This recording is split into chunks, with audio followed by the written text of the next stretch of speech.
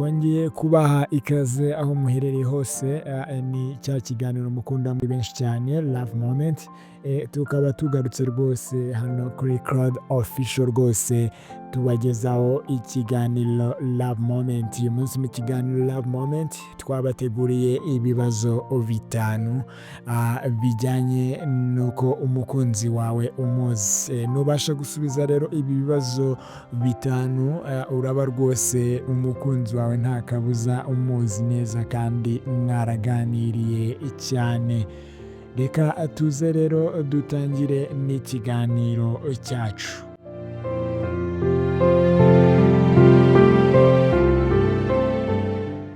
Abantu benshi batekereza ko bazi neza abakunzi babo, ariko ubusanzwe umubano wimbitse urenze kumenyana cyangwa kumenya ibyo umukunzi wawe akunda kurya cyangwa filime akunda kureba.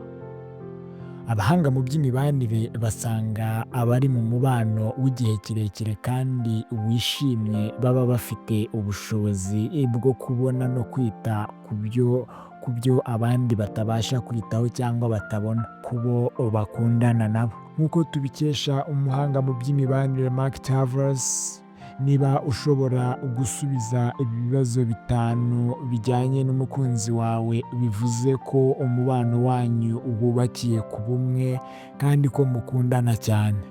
Ariko nanone niba utabasha gusubiza ibi bibazo, ntibikubere ikibazo, ahubwo bibe byiza kuri wowe kuko bikubere itangiriro cyangwa intangiriro y'uburyo ugiye kuganiramo cyangwa ugiye kuzajya uganiramo n'umukunzi wawe kugira ngo ugire byinshi umumenyaho.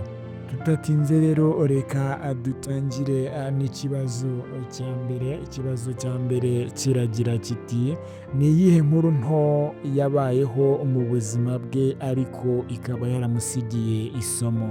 Ni iyihe nkuru ntoya cyane yabaye mu buzima bw'umukunzi wawe ariko iyo nkuru yarangiza ikamusigira isomo? Ubusanzwe abantu dufite ibintu bito twibuka byatugizeho ingaruka mu buzima, nk'amagambo mwarimu yatubwiye twiga segonderi, amashimwe cyangwa amagambo y'amashimwe twabwiwe n'abantu tutazi ndetse n'ibindi.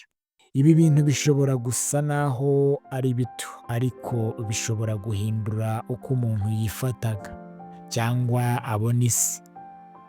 Iyo umukunzi wawe akubwiye bimwe muri ibyo, bivuze ko mumaze kugirana cyangwa mumaze kuganira byimbitse, bishobora kukwereka ibyo abitse ku mutima.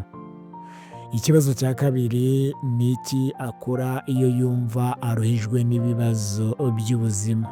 Ni iki umukunzi wawe akora mu gihe ageze mu bibazo by'ubuzima? Buri muntu afite uburyo bwe bwo kwihanganira n'ibibazo. Hari ababaho bibwira ko bavuye mu kazi burundu bakimukira ahantu hatuje, abandi bakunda kureba inzu zigurishwa mu mijyi batazigera bimukiramo, abandi bakarota ubuzima batigeze babamo. Iyi myitwarire irenze kuba akamenyero, ni inzira umukunzi wawe anyuramo kugira ngo yirwaneho mu bihe bikomeye. Iyo ubizi, bivuze ko umukunzi wawe umuzi kurushaho kandi mwaganiriye byimbitse kandi umubano wanyu ukaba ukomeye. Ikibazo cya gatatu kiragira kiti: ni iyihe mimerere cyangwa se ni iyihe mimerere y'imibereho ituma yumva atisanzuye ariko atajya abivuga cyangwa se ngo ayivuge? Buri wese afite ibihe by'imibereho bimugora. Wenda umukunzi wawe yanga ibiganiro bito, small talk mu ndimi z'amahanga, mu birori, cyangwa akagira impungenge zo gutumiza amafunguro ari kumwe n'itsinda rinini. Kumenya ibyo adakunda kandi atajya avuga bizagufasha kumutera ingabo mu bitugu aho yari ari gushidikanya cyangwa yari agiye gushidikanya. Ibi ni ibimenyetso cyangwa ni ibigaragaza by'uko umwitayeho ku buryo buhambaye. n'ibyo abandi batabasha kubona, bikagutera kwitwara neza igihe muzaba mubanye.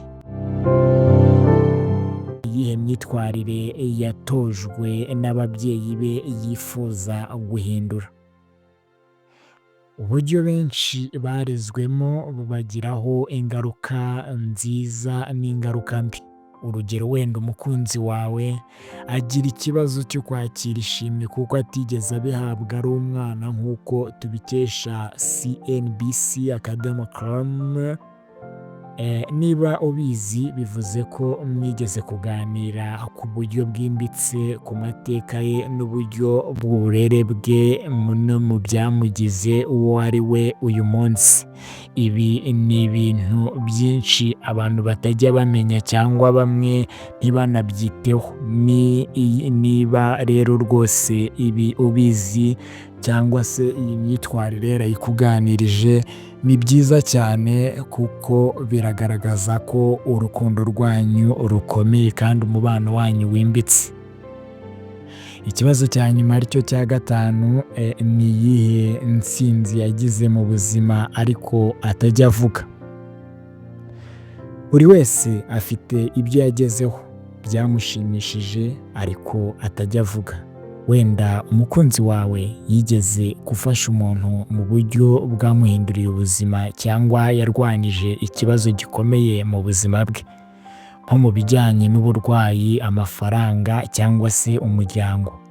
Niba uzi bumwe muri ubwo butwari, bivuze ko umukunzi wawe yumva yisanzuye bihagije ku buryo aguhishurira amabanga ye y'ingenzi. Uwo mubano wanyu rwose urakomeye kandi ugira agaciro gakomeye mu buzima bw'abantu abo ari bo bose bakundana. Niba ushobora gusubiza ibi bibazo byose, umubano wanyu ushobora kuba uri ku rwego rwo hejuru rw'ubumwe bwuzuye. Ariko niba rwose utabasha no gusubiza ibibazo cyangwa utabasha gusubiza ikibazo na kimwe muri ibi, ntugire impungenge. Bihereho mugirana ikiganiro cyimbitse kizatuma mwongera kwegerana no kurushaho kumenyana. Ntuhangayike mu gihe usanze hari ikibazo udashobora gusubiza byerekeranye n'umukunzi wawe. Wowe icyo usabwa ni ukuheraho ukabona uburyo cyangwa bikakwereka ishusho y'uburyo muzajya muganira, mbese mukarushaho kumenyana, ukagira byinshi umumenyaho kuko ubuzima tuba twaranyuzemo buba butandukanye. Tubashimiye rero uko mwabanye natwe kuva mu ntangiriro z'iki kiganiro kugeza aha ku musozo. Tubashimira rero inkunga yanyu ikomeye, kandi abatarakora subscribe mubikore cyane rwose, tuzamure iyi channel irusheho gutera imbere. Murakoze, Nyagasani akomeza abahe kuramba mu byo mukora byose.